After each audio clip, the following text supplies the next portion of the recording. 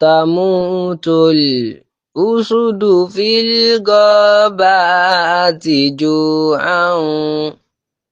tamutul usidu fil ghabati ju'an walahamu doni takulu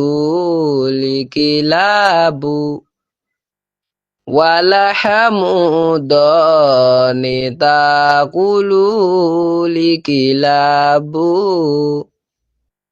wa'abedun qad yanamu ala hariri wa'abedun qad yanamu ala hariri wadunna sabi mafarishu turabun